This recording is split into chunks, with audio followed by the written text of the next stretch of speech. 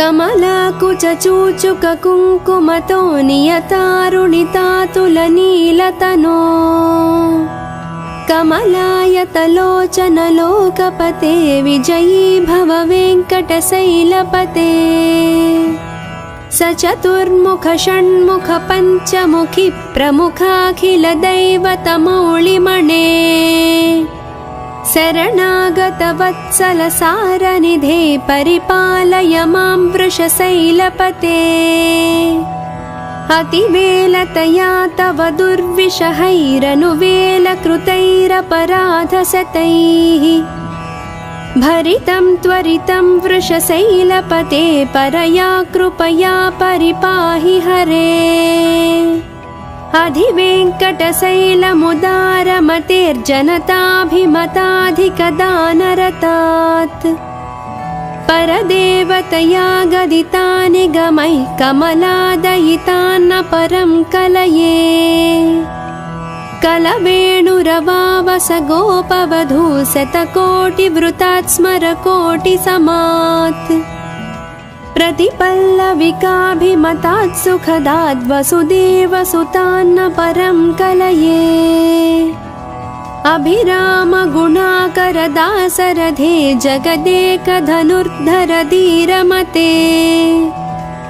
रघुनायक राम रमेश विभो वरदो भवदेव दया जलधे अवनीतनया कमनीयकरं रजनीकरचारुमुखाम्बुरुहम् रजनीकरराजतमो मिहिरं महनीयमहं रघुराममये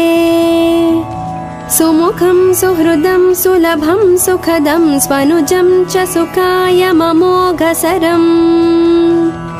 अपहाय रघुद्वयमन्यमहं न कथञ्चन कञ्चन जातु भजे विना वेङ्कटेशं ननाथो ननाद सदा वेङ्कटेशं स्मरामि स्मरामि हरे वेङ्कटेश प्रसीद प्रसीद प्रिय वेङ्कटेश प्रयच्छ प्रयच्छ अहं दूरदस्ते पदाम्भोजयुग्म प्रणामेच्छयागत्य सेवां करोमि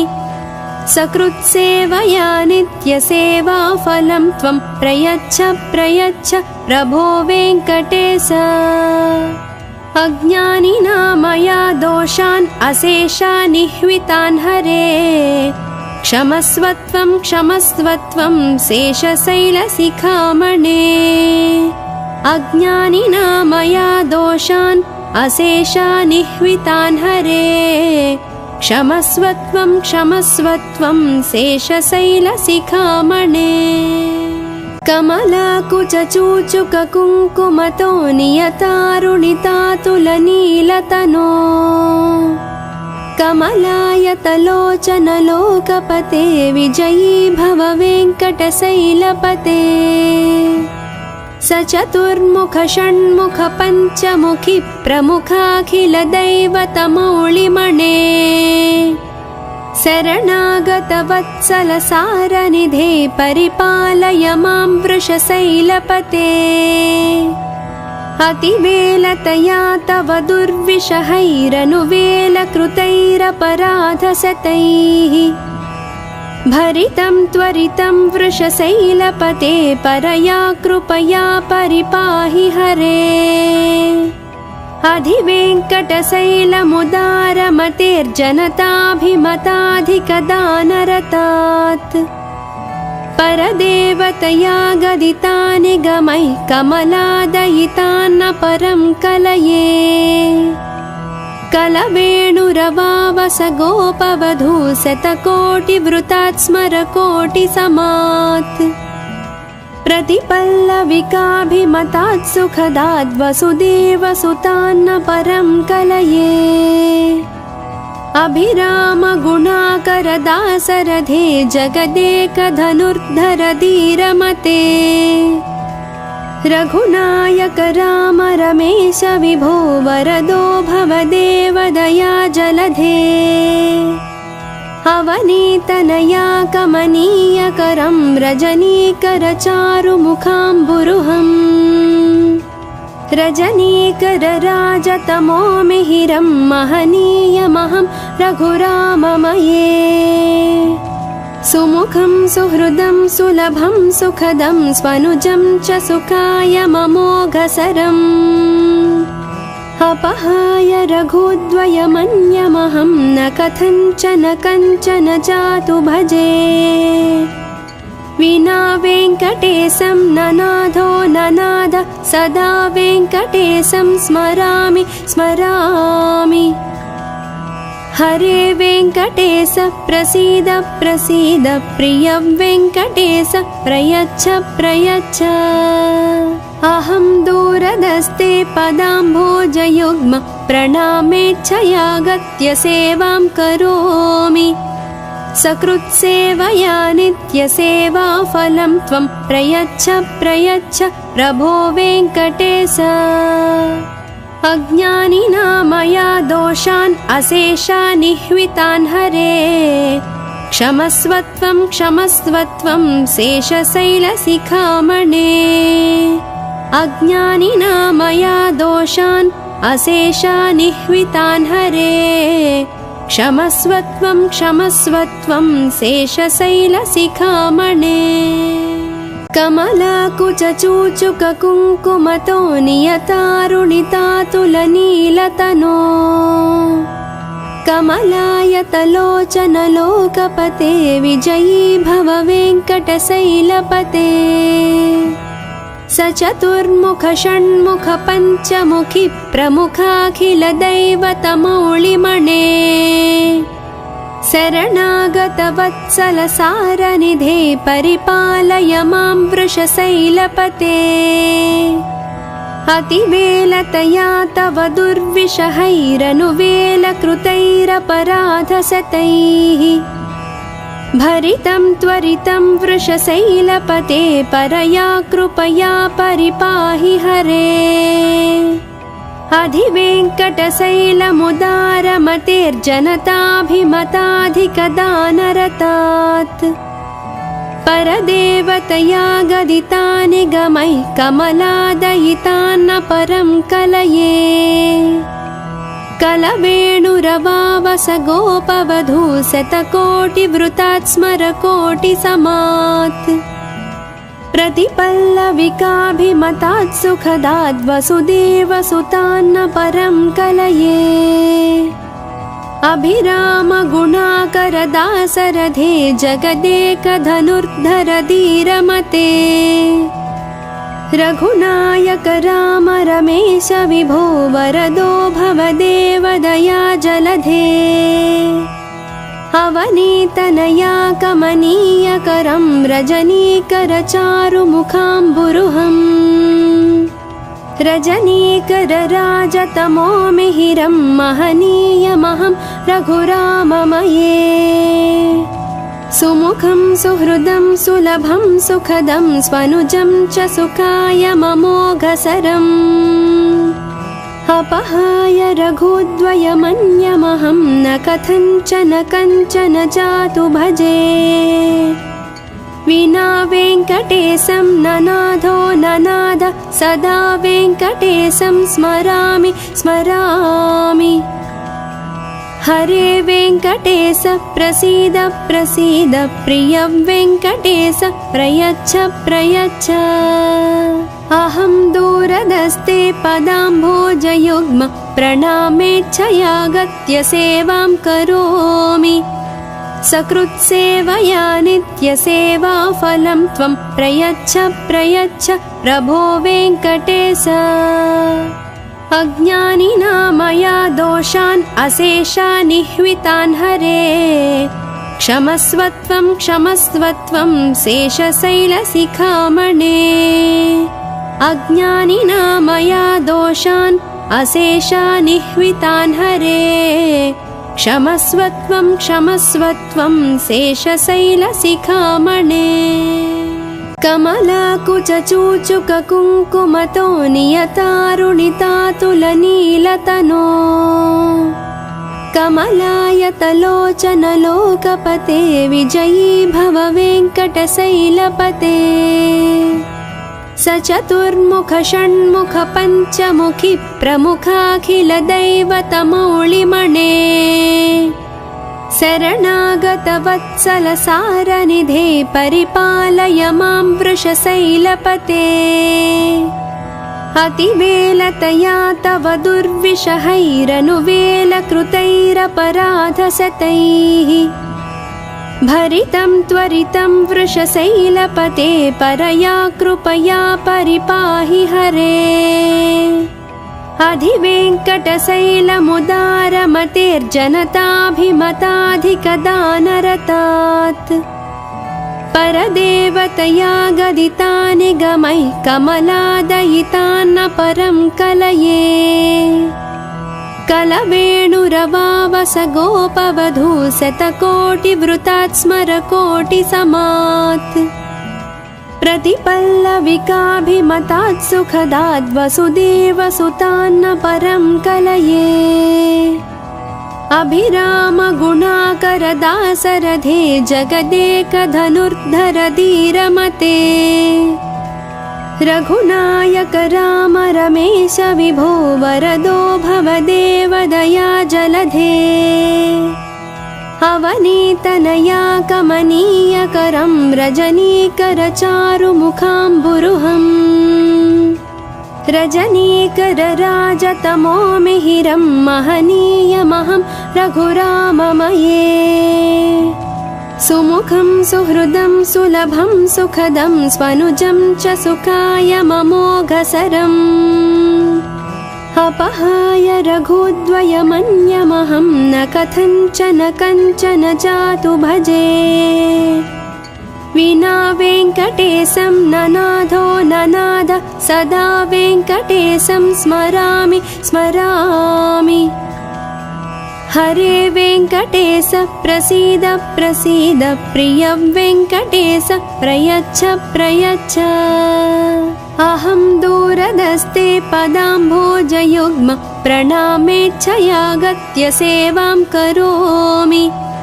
सकृत्सेवया नित्यसेवाफलं त्वं प्रयच्छ प्रयच्छ प्रभो वेङ्कटेश अज्ञानिना मया दोषान् अशेषान् निह्वितान् हरे क्षमस्वत्वं क्षमस्वत्वं शेषशैलशिखामणे अज्ञानिना मया दोषान् अशेषान् निह्वितान् हरे क्षमस्वत्वं क्षमस्वत्वं शेषशैलशिखामणे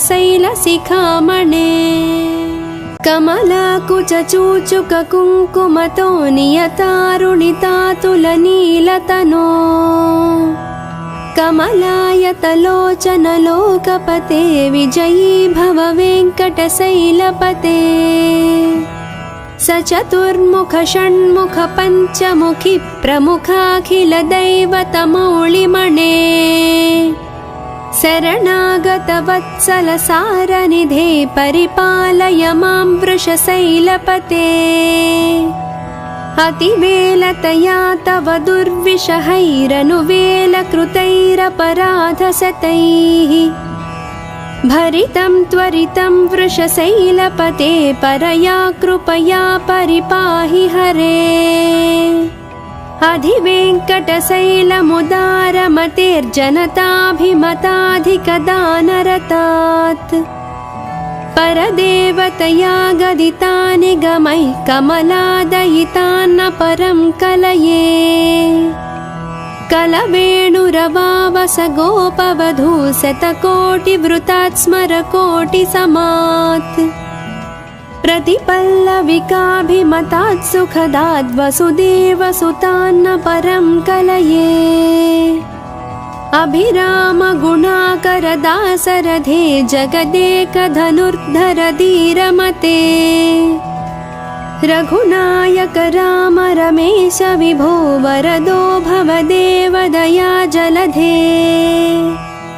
अवनीतनया कमनीयकरं रजनीकर चारुमुखाम्बुरुहम् रजनीकरराजतमो मिहिरं महनीयमहं रघुराममये सुमुखं सुहृदं सुलभं सुखदं स्वनुजं च सुखाय ममोघसरम्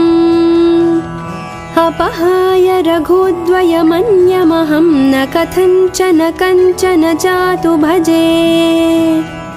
विना वेङ्कटेशं ननाथो ननाद सदा वेङ्कटेशं स्मरामि स्मरामि हरे वेङ्कटेश प्रसीद प्रसीद प्रिय वेङ्कटेश प्रयच्छ प्रयच्छ अहं दूरदस्ते पदाम्भोजयुग्म प्रणामेच्छयागत्य सेवां करोमि सकृत्सेवया नित्यसेवाफलं त्वं प्रयच्छ प्रयच्छ प्रभो वेङ्कटेश अज्ञानिना मया दोषान् अशेषान् निह्वितान् हरे क्षमस्वत्वं क्षमस्वत्वं शेषशैलशिखामणे अज्ञानिना मया दोषान् अशेषान् निह्वितान् हरे क्षमस्वत्वं क्षमस्वत्वं शेषशैलशिखामणे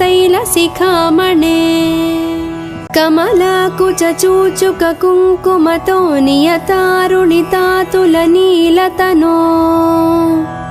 कमलायतलोचनलोकपते विजयी भव वेङ्कटशैलपते सचतुर्मुख षण्मुख पञ्चमुखि प्रमुखाखिलदैवतमौलिमणे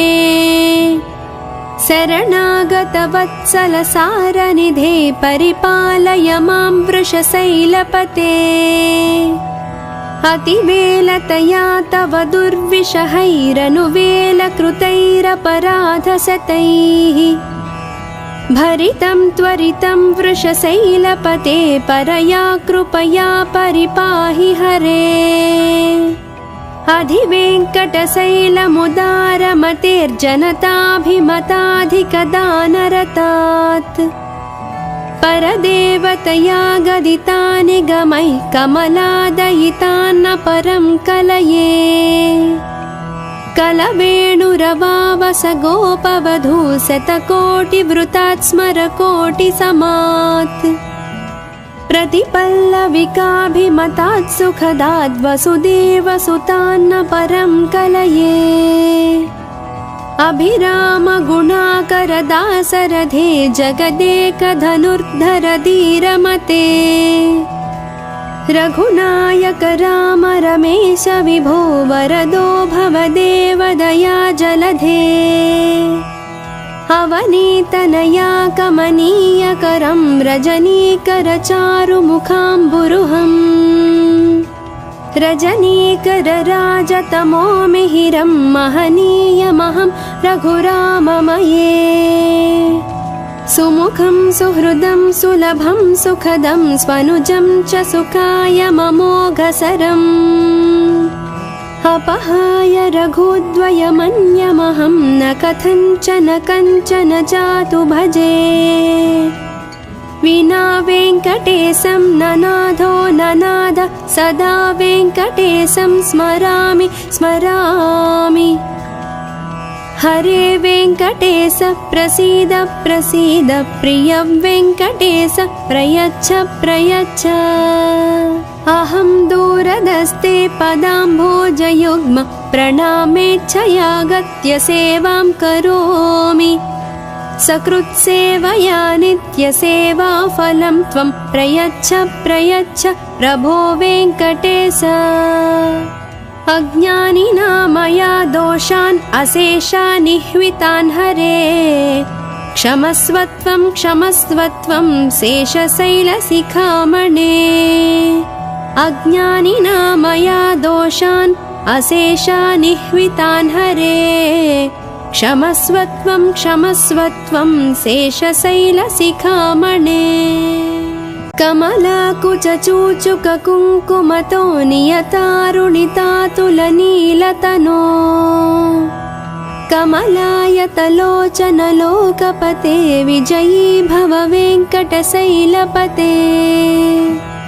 स चतुर्मुख षण्मुख पञ्चमुखी प्रमुखाखिल दैवतमौलिमणे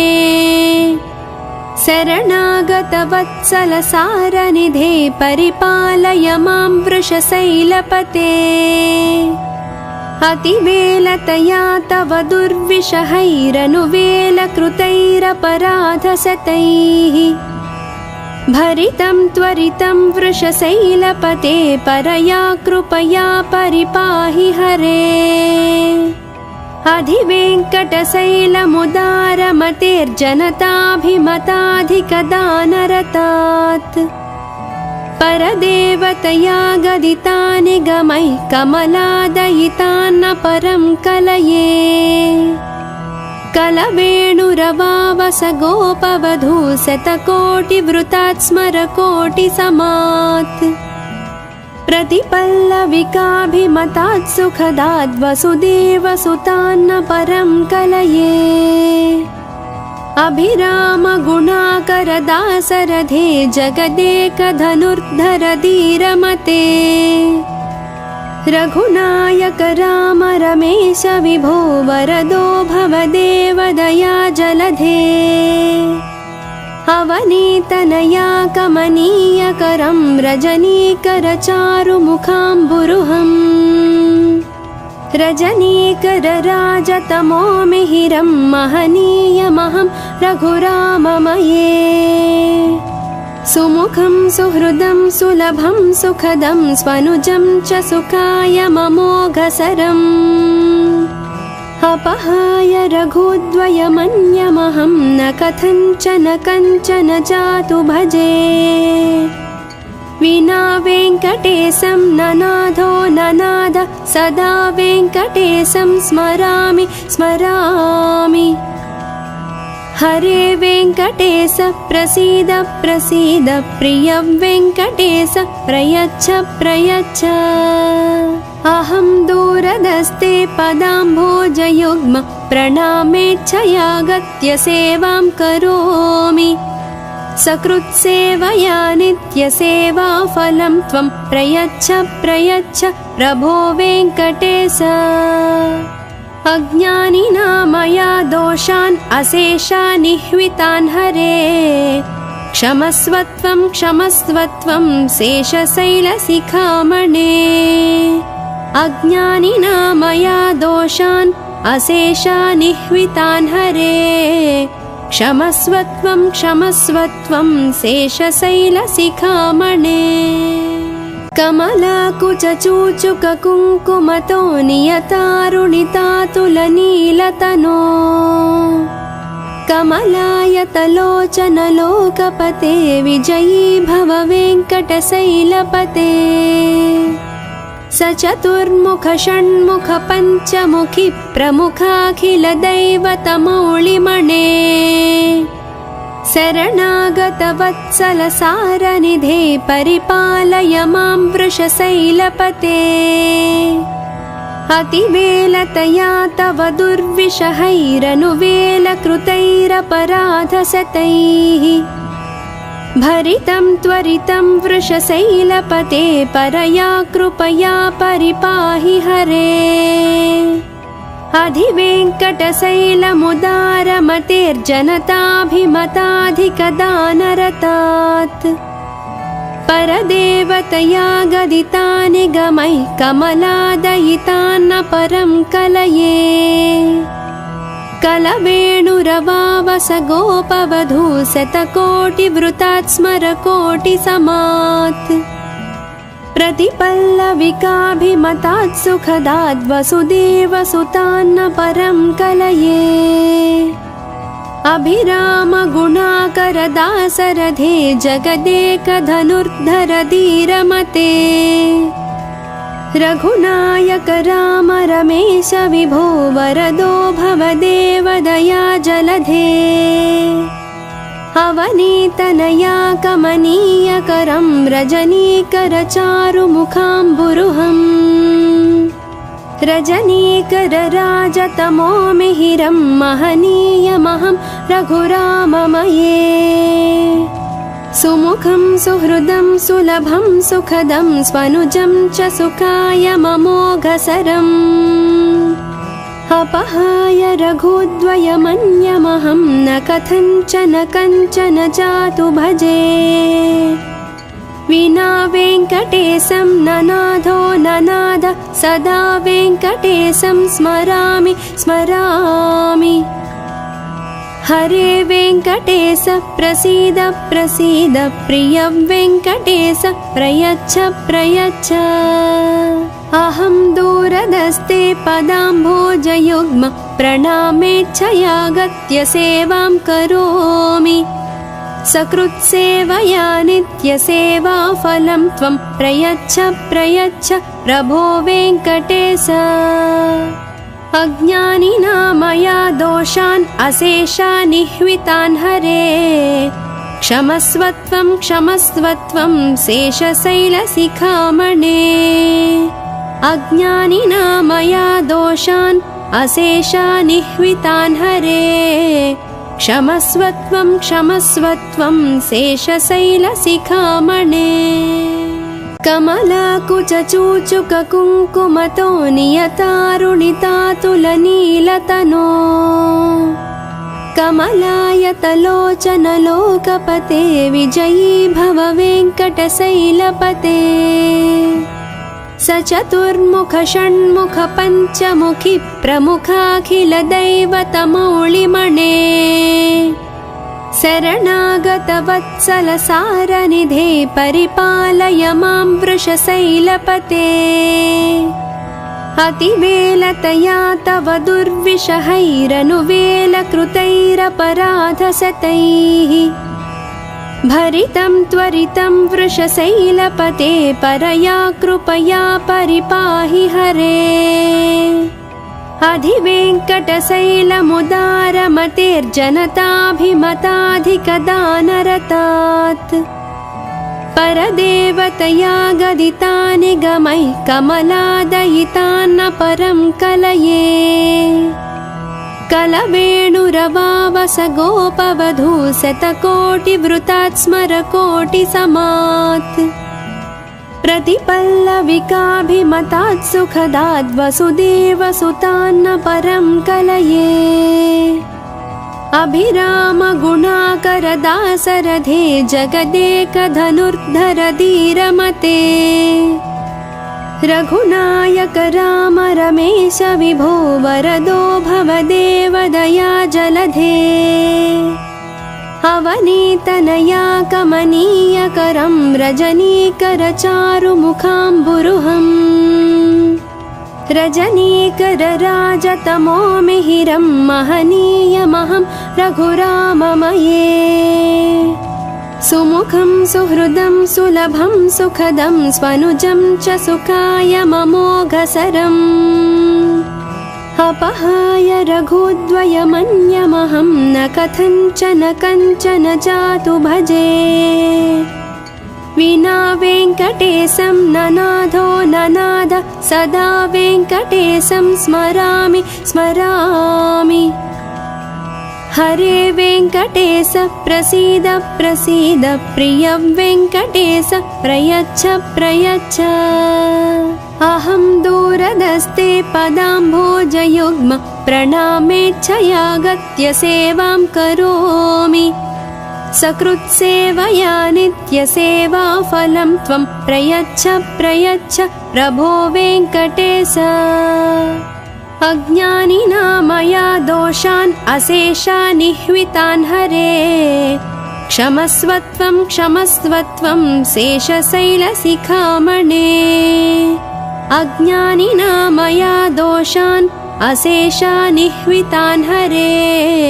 क्षमस्वत्वं क्षमस्वत्वं शेषशैलशिखामणे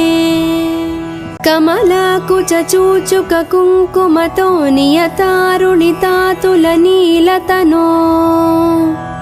कमलायतलोचनलोकपते विजयी भव वेङ्कटशैलपते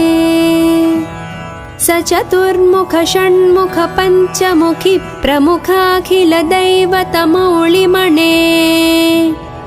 शरणागतवत्सलसारनिधे परिपालय मां वृषशैलपते अतिवेलतया तव दुर्विषहैरनुवेलकृतैरपराधशतैः भरितं त्वरितं वृषशैलपते परया कृपया परिपाहि हरे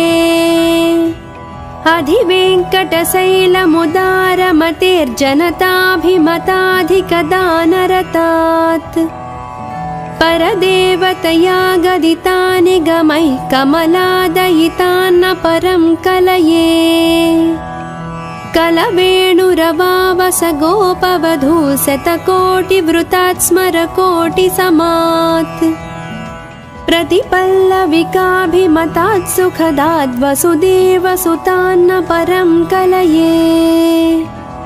अभिरामगुणाकरदासरथे जगदेकधनुर्धर धीरमते रघुनायक राम रमेश विभो वरदो भवदेव दया जलधे अवनीतनया कमनीयकरं रजनीकरचारुमुखाम्बुरुहम् रजनीकरराजतमो मिहिरं महनीयमहं रघुराममये सुमुखं सुहृदं सुलभं सुखदं स्वनुजं च सुखायममोघसरम्